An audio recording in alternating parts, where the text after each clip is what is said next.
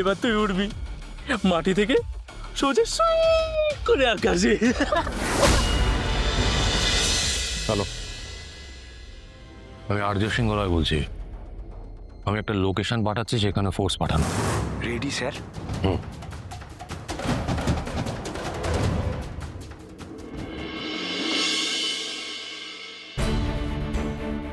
হ্যাঁ স্যার, আজু স্যার, আপনি অপুকে পেয়েছেন? মেয়েটাকে বাঁচান স্যার, মেয়েটাকে বাঁচান। আপনি একটু শান্ত হন সুধীনাথ বাবু, আমার কথাগুলো মন দিয়ে শুনুন।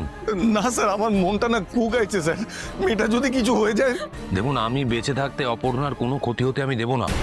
যে কথাগুলো বলছে সেগুলো মন দিয়ে শুনুন। শুনুন, আমি ফোন রাখার সাথে সাথে আপনি যত তাড়াতাড়ি সম্ভব আপনি রিজুর সাথে ওই হসপিটাল ছেড়ে বেরিয়ে যাবেন। চলে যাব? কেন স্যার? সুধীনাথ বাবু, যেটা বলছি সেটা মন দিয়ে শুনুন, এত কথা বলার সময় নেই এখন। স্যার, ও আচ্ছা স্যার, আপনি শুধু বলুন আমার মেয়েটা ঠিক আছে, অপু ঠিক আছে, এইটুকু শুধু বলুন। শুনুন, আমার কথাটা শুনুন। অপর্ণার জন্য আপনারা যাতে আবার বিপদে না পড়েন, তাই জন্য আপনারা ওখান থেকে যত তাড়াতাড়ি সম্ভব বেরিয়ে যান। আপনি রিজুকে একটু ফোনটা দিন। এই কত বল, আচ্ছা স্যার কত বল।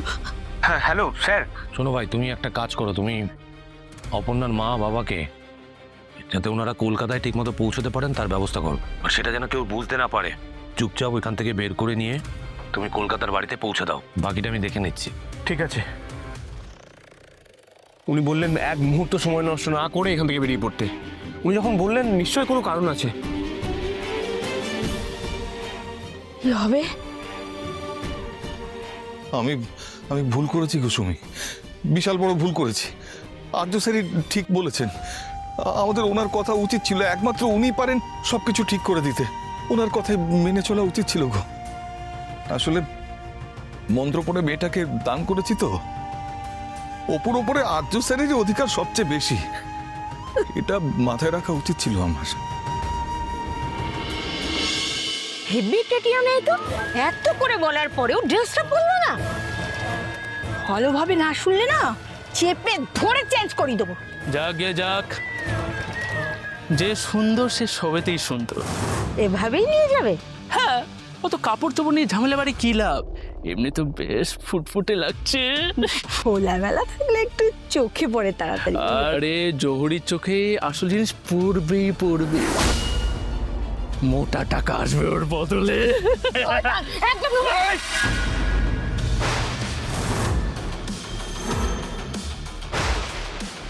নোংরামো কি দেখেছিস তুই আমার? এবার দেখবি, ভাবতেও পারছিস না তোর সাথে কি কি হতে পারে। এবার তুই উঠবি মাটি থেকে সোজা সুই করে আকাশে।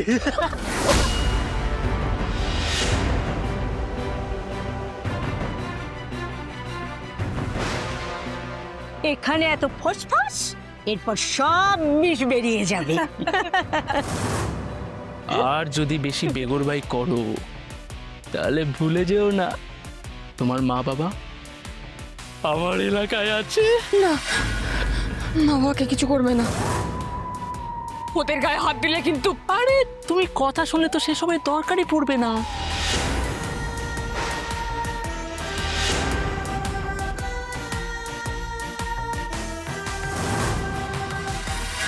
বলছি ভাই, একটু একটা অ্যাড্রেস বলতে হবে, একটু ঠিকানাটা দেখো না।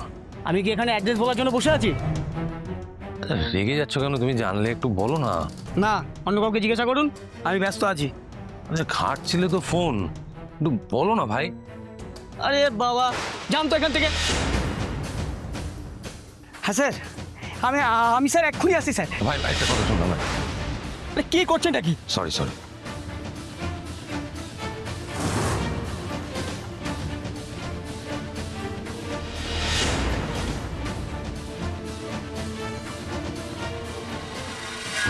অপু, অপু, তালা দেওয়া, তোর যে তালা দেওয়া অপু আসেনি। কাকি তোমরা ফিরে এসেছো? কাকি অপু আসেনি। আজ স্যার যে বললেন ওকে ফিরে নিয়ে আসবে, কি হবে? শোনো, দেখো, আমি না অনেক সময় রাগে দুঃখে ক্ষোভে অনেক কথা বলে ফেলেছি, কিন্তু তুমি ভেবে দেখো, সববারই কিন্তু আর্য স্যারই অপুকে ফিরিয়ে নিয়ে এসেছেন। আমি অনেক ভুল করেছি, ভুল ভেবেছি, কিন্তু তুমি তুমি সবসময় ওনাকে ভরসা করেছো, এখনো ওনার উপর একটু ভরসা রাখো না সুমি। আমার মন রাখতে এগুলো বলছো না? আমার মন রাখতে? না গো সুমি, না। আমি নিজেকে বুঝিয়েছি, বিশ্বাসে মিলায় বস্তু।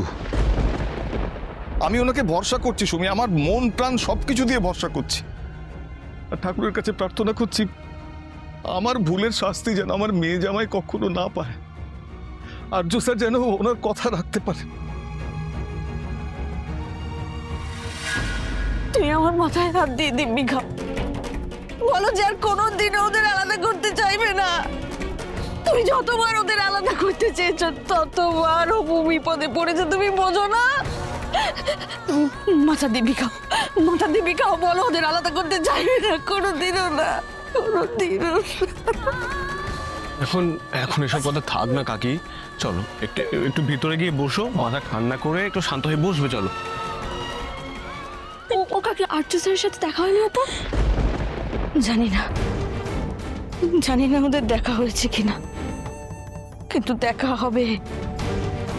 আমি নিশ্চিত ওদের দেখা হবে। পৃথিবীর কোনো শক্তি পারবে না ওদের আলাদা করতে। ওদের ওদের মিলন হবেই, এটাই ভবিতব্য। শোন, তুই এখানে থাকবি, এই মেয়েটা হেবি চালিয়ে আসতে দেখিস, কোনোভাবে যেন এদিক ওদিক না করতে পারে। আর যদি কোনোভাবে ঘর থেকে বেরোয় তাহলে সমঝ গিয়া না? না না, আমি ওকে কোনোভাবেই ঘর থেকে বেরোতে দেবো না। আপনার সঙ্গে আমার যা সমস্যা সেটা আমরা মিটিয়ে নিতে পারি। সেটাই তো মিটিয়ে নিচ্ছি। আমার সঙ্গে খারাপ করে কেউ কখনো পার পায় নিতে দেবনি। অপর্ণা ঠিক আছে, কোনো ক্ষতি হয়নি ওর।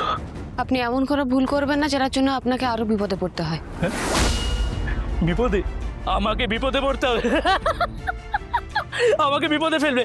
কে কে বিপদে ফেলবে? দেখুন, আমি আপনার সঙ্গে ঝামেলা করতে চাই না, সেই জন্যই বলছি। আমার পরিবার আছে, আমার হাজবেন্ড আছে। হাজবেন্ড কোথায় আছে? কোন চুলোয়? আর থাকলেও বা কি, ওর সঙ্গে তো কোনো সম্পর্ক নেই। ওর সঙ্গে সম্পর্ক ঠিকঠাক থাকলে তাহলে কি আর মা বাবাকে নিয়ে এসে গ্রামে থাকতে হতো? আমি বুঝি দিদিমণি, সব বুঝি। একা জীবন, শুকনো জীবন। এবার দেখবে তোমার জীবনে কেমন জোয়ার আসে। ওই লোকগুলো না ভালো, খুব ভালো। খুশি হলে তোমাকে রানীর মতো করে রাখবে।